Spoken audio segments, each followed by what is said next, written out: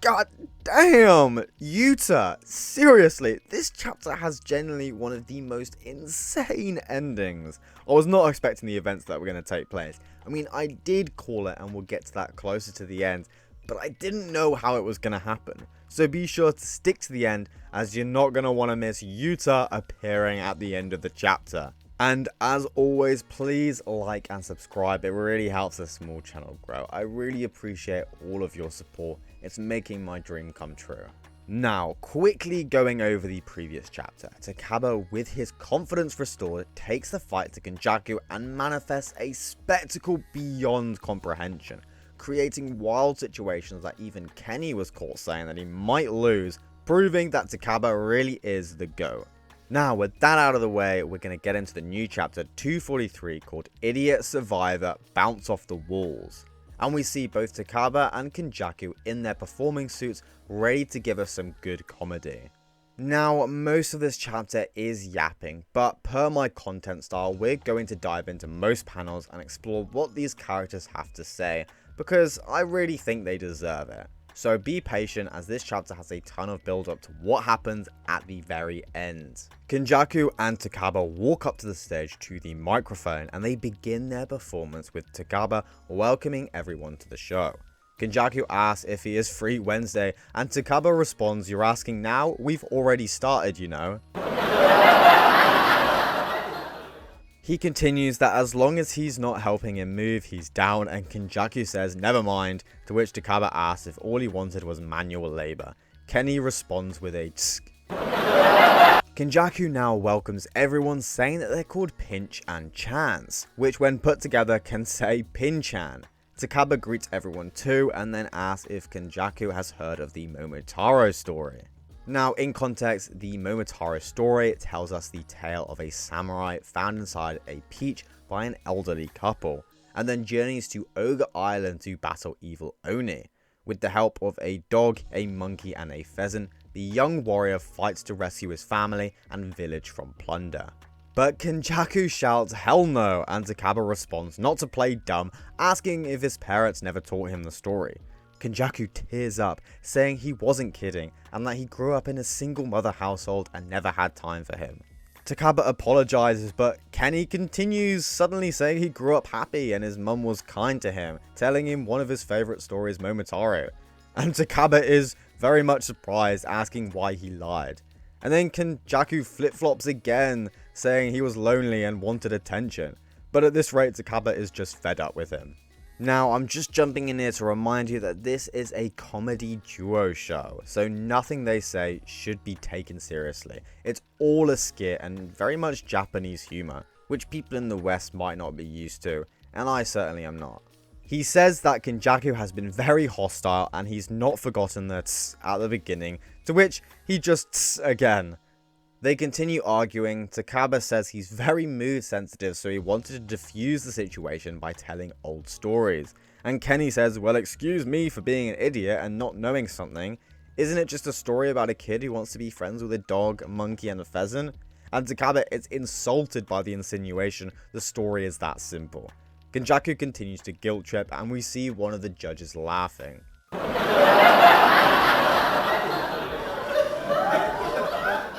Kenjaku suddenly queries if Momotaro is actually the biological son of the elderly couple in the story, and bets they ate those magic peaches to become young again before getting it on.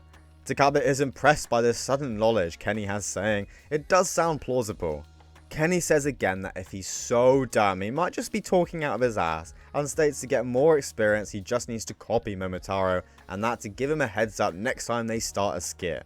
Mimicking an old man, Takaba grunts, "Momotaro, wait, take these kibidango with you."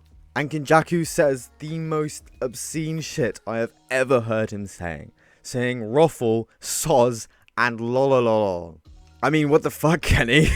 He's literally turned into a millennial or Gen Z. And I agree, Takaba, quit yapping, Kenjaku. I do think the translators were having a little bit of fun in this chapter.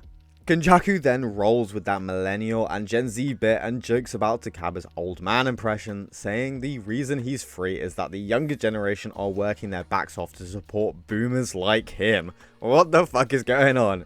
Takaba responds, "Have a good long life," and Kenny remarks on how those words are able to cancel out all his toxicity, and the judges are loving it. Kenny then shouts that there's a golden retriever, and Takaba asks him to at least make it a Japanese dog. But he's ignored, and Kenjaku then exclaims that the Kibi Dango is tasty when it's won a gold award, and Takaba comments if it's like the awards on restaurants. Then Kenny remarks that it might not be safe to feed the imaginary dog with the imaginary Kibi Dango, and holds off giving it some. Suddenly he shouts that there's a phone number on the collar, and Takaba is impressed at his world building. They then joke about Kenny suddenly getting buddy-buddy with the owner. They find out that the owner is a 30-minute walk, and Takaba reminds Kenny that they're on a journey to slay demons. Kenjaku then states that, well, they'll have to flake, but asks if the demons have a phone number and is surprised to find them on Yelp. He then jokes about the fact that the Demon's Lair has a 2.1 star rating and calls them to cancel their reservation. Kenny wants to send the monkey and pheasant ahead, but Takaba isn't sure, saying that they're just gonna get their asses beat.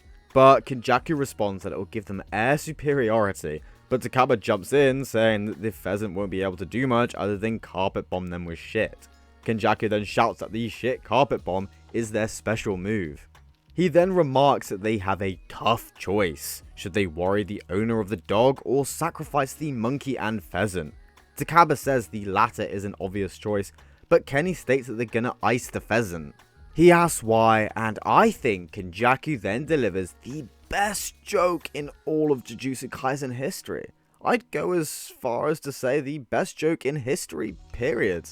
He says, because keeping an anxious pet owner worried feels very unpheasant. Huh? Get it? Unpheasant? Unpleasant?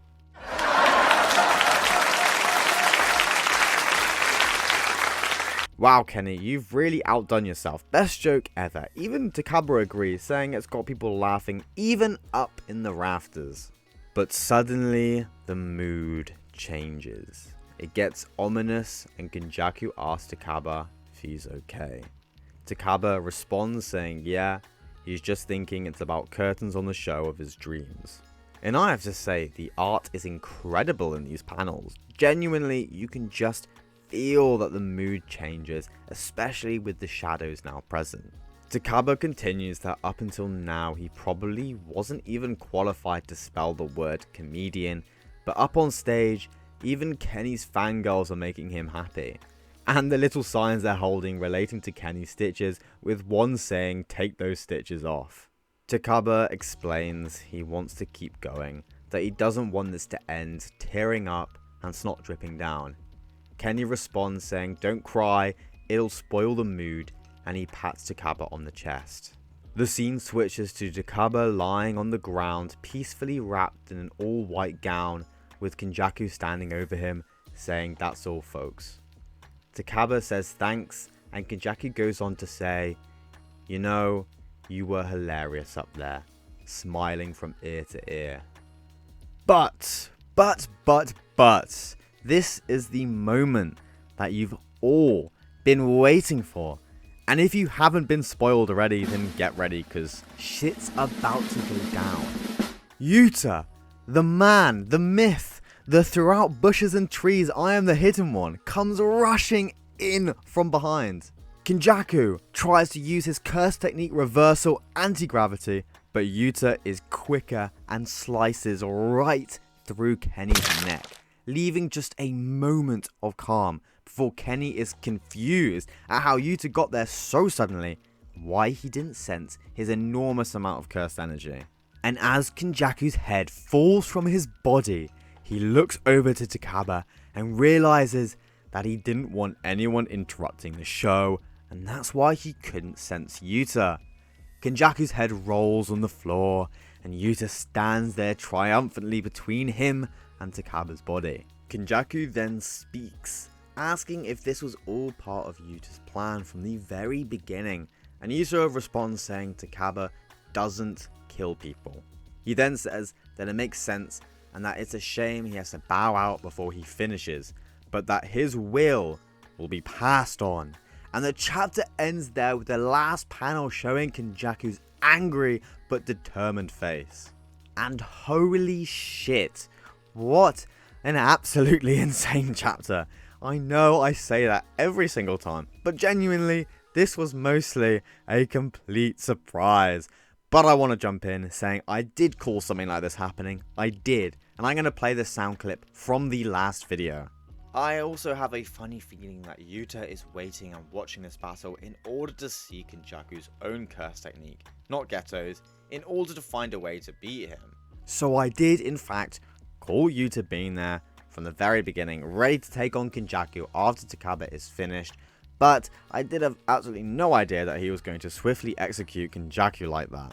I mean, props to him though. In most typical shonens, that strong hero would burst in with a cool entrance and take out Kenjaku with the power of friendship. And that is exactly why I love Jujutsu Kaisen. It's not a typical shonen. Everyone is on the chopping block. And most fans were under the assumption that the villains had more plot armor than the heroes. But even now, that's not the case. God, Jujutsu Kaisen is just so good. But I have to say, how the fuck did Takaba die? I mean, I'm sad and all, but how? How did Kenjaku kill him? One minute he was talking with Kenjaku, and the next minute he was on the floor ready to die and is now probably dead. I'm almost 100% sure we're not going to get an answer for this. But I think Gege likes Takaba's character and didn't want to give him a gory death, unlike one Go/Joe.